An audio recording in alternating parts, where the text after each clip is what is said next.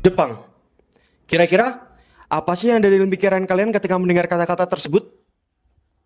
Negara yang maju, pusat adidaya, atau bahkan kalian terpikirkan tentang anime dan kewibuannya? Nah, itu semua memang benar ya, karena negara Jepang saat ini terkenal akan berbagai hal. Tapi kalian tahu nggak sih, Jepang di era sekarang bukanlah Jepang yang kita kenal pada era yang dahulu. Kok bisa? Karena Jepang dulu itu merupakan bangsa yang tertutup selama ratusan tahun. Bahkan negara Jepang juga pernah mengalami masa keterpurukan saat negara Jepang itu wilayahnya dibom di Hiroshima dan Nagasaki pada tanggal 6 dan 9 Agustus 1945 oleh sekutu. Nah, hal tersebut menyebabkan banyak sekali kerusakan di mana-mana. Bahkan banyak tentara dan penduduk sipil yang tidak tahu menahu apapun itu menjadi korban. Terus kenapa sih negara Jepang bisa menjadi negara yang kita kenal saat ini? Padahal disebutkan sebelumnya bahwa negara Jepang itu pernah mengalami masa keterpurukan, bahkan negaranya atau wilayahnya itu dibom oleh sekutu. Sehingga membuat Jepang itu menyerah pada Perang Dunia Kedua. Nah, untuk mengetahui jawaban tersebut, mari kita simak video ini bersama. Sedikit penjelasan tentang Jepang. Jepang adalah sebuah negara kepulauan yang terletak di Asia Timur. Negara ini terdiri dari 4 pulau utama, yaitu Hokkaido, Honshu, Shikoku, dan Kyushu, serta ribuan pulau kecil di sekelilingnya. Jepang memiliki sejarah yang kaya dan budaya yang unik, yang mencakup seni, sastra, arsitektur, dan tradisi-tradisi yang beragam. Perekonomian Jepang sendiri merupakan salah satu yang terbesar di dunia dengan sektor-sektor seperti teknologi, otomotif, elektronik, dan manufaktur yang sangat berkembang. Tokyo sebagai ibu kota Jepang merupakan salah satu pusat keuangan, teknologi, dan budaya terkemuka di dunia. Jepang juga dikenal dengan sistem pendidikan yang sangat kompetitif dan efisien, serta tingkat harapan hidup yang tinggi. Budaya pop di Jepang, seperti manga dan anime, telah mendapatkan popularitas global yang sangat besar. Kondisi ini tentu saja sangatlah berbeda jauh ketika Jepang mengumumkan untuk mundur dari perang. Tapi kalian tahu gak sih, padahal Jepang mempunyai teknologi perang yang sangat maju pada waktu itu, negara jajahan yang ada di mana-mana, tapi kok bisa kalah dengan sekutu? Nah, untuk mengetahui hal tersebut, mari kita mengulik sedikit tentang sejarah Jepang. Untuk dikatakan negara Jepang mampu menjadi negara yang maju setelah kalah dalam Perang Dunia Kedua, bisa dikatakan kurang tepat. Karena pada dasarnya, sebelum negara Jepang berperang, negara Jepang sudah menjadi negara yang maju. Kondisi ini dimulai saat Jepang memasuki ke era Meiji, atau biasa yang disebut dengan restorasi Meiji. Apa sih restorasi Meiji itu? Restorasi Meiji, atau revolusi Meiji, merupakan salah satu peristiwa paling monumental dalam sejarah Jepang yang terjadi pada abad ke-19. Dimulai pada tahun 1866 dan berakhir pada tahun 1869. Restorasi ini membatalkan pemerintahan kemiliteran Koshogunan Tokugawa dan mengembalikan kekuasaan sepenuhnya kepada pemerintahan kekaisaran di bawah Kaisar Meiji. Sebelum restorasi Meiji, Jepang memasuki periode yang dikenal sebagai era Tokugawa atau Keshogunan, yang dimulai pada tahun 1603. Keshogunan Tokugawa menciptakan sistem pemerintahan yang mengisolasi Jepang dari dunia luar dengan kebijakan isolasionis yang ketat dan pembatasan perdagangan dengan negara-negara asing. Namun, pada pertengahan abad ke-19, Jepang terpaksa membuka diri terhadap dunia luar karena tekanan dari negara-negara barat yang semakin memperluas pengaruhnya di Asia Timur. Keshogunan Tokugawa mulai mengalami kemunduran akibat tekanan asing dan ketidakpuasan internal di Jepang. Pada saat yang sama, klan Satsuma dan Choshu di Jepang Selatan membentuk aliansi untuk menggulingkan kekuasaan Tokugawa dan mengembalikan kekuasaan kepada Kaisar Meiji.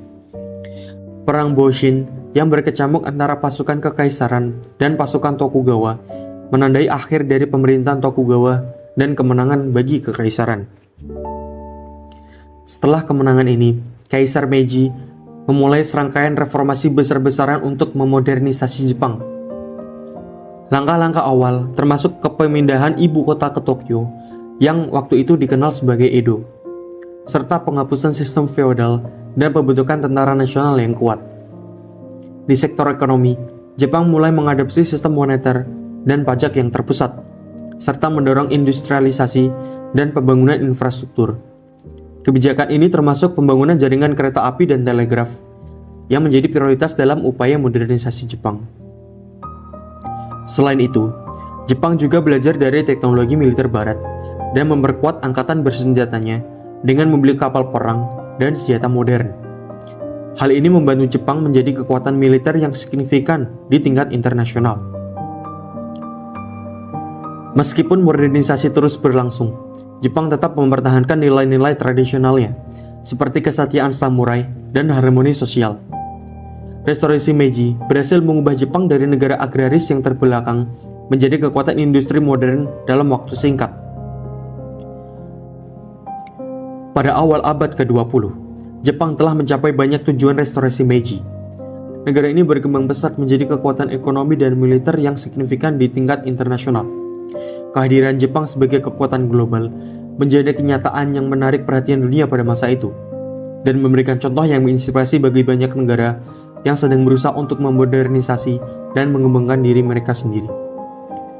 Modernisasi yang cepat di bawah pemerintah Kaisar Meiji mengubah Jepang dari negara feodal menjadi negara industri yang maju.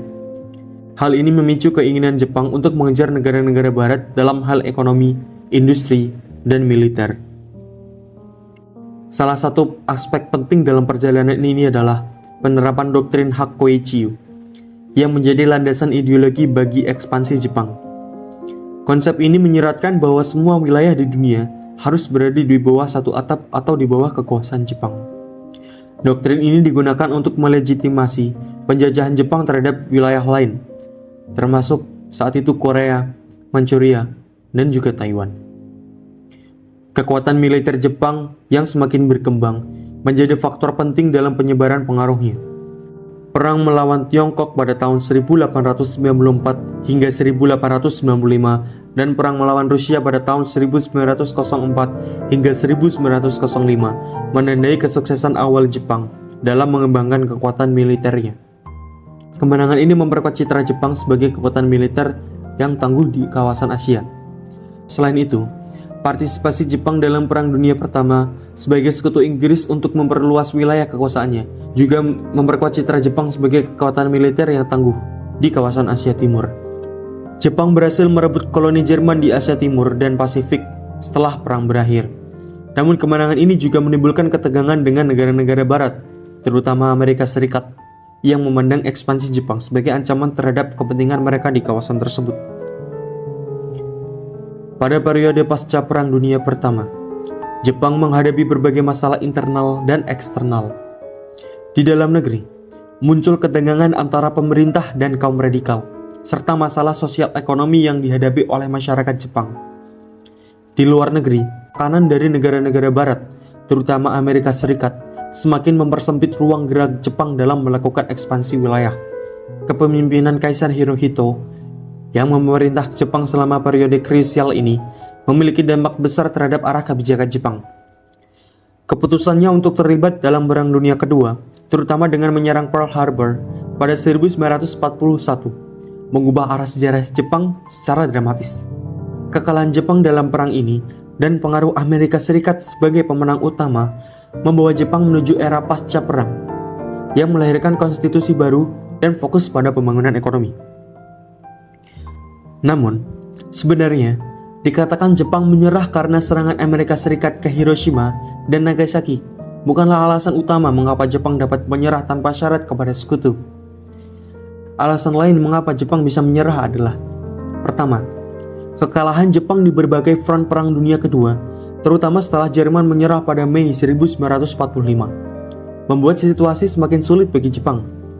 Di Asia Pasifik, Jepang masih terus bertahan melawan Amerika Serikat meskipun kekuatan mereka sudah terkikis. Alasan kedua adalah serangan mendadak dari Uni Soviet ke Manchuria pada tanggal 8 Agustus 1945. Ini membuat strategi perang Jepang runtuh karena mereka kesulitan bertahan menghadapi invasi komunis tersebut. Jepang memilih menyerah kepada Amerika Serikat daripada jatuh ke tangan Uni Soviet.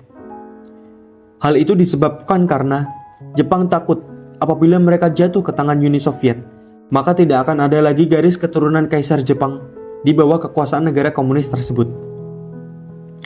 Alasan ketiga adalah karena serangan bom atom di Hiroshima dan Nagasaki itu sendiri. Bom atom yang dijatuhkan pada tanggal 6 dan 9 Agustus 1945 membuat Jepang menyadari betapa besarnya kekuatan destruktif yang dimiliki sekutu. Selain itu, hancurnya penggilingan minyak Nippon Oil Company juga menjadi faktor dalam keputusan Jepang untuk menyerah. Alasan terakhir yaitu tekanan militer dari sekutu, terutama dengan penembakan meriam ke pantai Jepang, membuat keadaan semakin sulit bagi Jepang. Serangan udara yang intensif pada tanggal 14 Agustus 1945 dengan melibatkan lebih dari 1.000 pesawat membuat Jepang menyadari bahwa kekalahan sudah tidak terhindarkan lagi. Setelah Jepang menyerah, dimulailah pendudukan oleh sekutu dan proses pengadilan militer internasional untuk mengadili tokoh-tokoh Jepang yang terlibat dalam Perang Dunia Kedua. Penyerahan resmi Jepang terjadi pada tanggal 2 September 1945 di kapal USS Missouri. Oke, setelah kita semua sudah mengetahui sedikit sejarah tentang Jepang, mungkin kalian sudah terbayang mengapa sih Jepang bisa bangkit dari keterpurukan di kekalahan Perang Dunia Kedua. Apabila kalian terpikirkan karena sebelum Perang Dunia pun Jepang sudah menjadi negara yang maju, itu merupakan pernyataan yang benar. Namun selain itu, ada beberapa faktor yang menyebabkan Jepang bisa recovery secepat itu. Yang tentu saja hal itu tidak jauh dari kebijakan Kaisar Hirohito dalam membangun kembali negara Jepang. Salah satu faktor kunci utama dalam pemulihan Jepang adalah fokus yang kuat pada pembangunan infrastruktur dan ekonomi. Data menunjukkan bahwa pemerintah Jepang mengadopsi kebijakan ekonomi progresif yang memberikan insentif kepada industri-industri utama untuk memulai kembali produksi. Selain itu, mereka juga melakukan upaya besar dalam pembangunan kembali infrastruktur vital seperti jalan, jembatan, dan perumahan. Hingga pada tahun 1950-an, pertumbuhan ekonomi Jepang mencapai tingkat yang mengesankan dengan PDB tahunan tumbuh sekitar 9%. Sebuah pencapaian yang luar biasa dan jauh di atas rata-rata global. Pendidikan juga menjadi prioritas utama dalam upaya pemulihan Jepang. Jepang menyadari pentingnya untuk memiliki tenaga kerja yang terdidik dan terlatih dengan baik untuk membangun kembali negara mereka. Oleh karena itu, investasi besar-besaran dilakukan dalam pendidikan dan pelatihan. Program-program pendidikan yang ambisius diluncurkan pada tahun 1950-an, termasuk pengembangan sekolah-sekolah teknik dan universitas, serta membantu menciptakan generasi yang memiliki keterampilan yang diperlukan untuk memajukan bangsa. Budaya kerja yang kuat dan komitmen terhadap kualitas juga berperan penting dalam kesuksesan Jepang. Masyarakat Jepang sendiri memiliki etos kerja yang sangat tinggi, dengan fokus pada disiplin, ketekunan, dan inovasi. Semangat untuk terus memperbaiki dan meningkatkan kualitas produk mereka telah membantu membangun reputasi Jepang sebagai produsen barang berkualitas tinggi. Semangat untuk terus memperbaiki dan meningkatkan kualitas produk mereka telah membantu membangun reputasi Jepang sebagai produsen barang berkualitas tinggi. Pada tahun 1960-an, Jepang mengalami keajaiban ekonomi Jepang, di mana sektor manufaktur, terutama elektronik dan otomotif, menjadi tulang punggung ekonomi negara tersebut. Selain faktor internal, dukungan dan investasi dari negara-negara lain, terutama Amerika Serikat, juga memberikan kontribusi penting dalam pemulihan Jepang. Bantuan finansial dan teknis dari Amerika Serikat membantu membangun kembali infrastruktur dan industri Jepang. Kerjasama perdagangan internasional juga membuka pintu bagi pertumbuhan ekonomi yang lebih lanjut. Hingga akhir 1960-an, Jepang telah menjadi salah satu eksportir terbesar di dunia dengan produk utamanya termasuk mobil, elektronik, dan peralatan industri. Well, jadi dikatakan negara Jepang bisa menjadi negara maju setelah kalah dalam Perang Dunia Kedua itu merupakan pernyataan yang kurang tepat ya. Karena jauh sebelum Perang Dunia Pertama pun, negara Jepang sudah menjadi negara yang maju. Jadi mungkin pertanyaan yang tepat adalah alasan mengapa negara Jepang bisa bangkit dari Perang Dunia Kedua dengan cepat.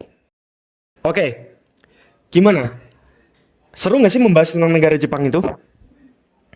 By the way, tadi kita sudah menyinggung tentang era Keshogunan dan era Meiji kan? Jadi gimana kalau next video kita membahas lebih dalam tentang kedua era tersebut? Lebih tepatnya ke restorasi Meiji. Karena pembahasan itu sangatlah menarik ya menurut saya. Oke, let me know in the comment down below and see you in the next video.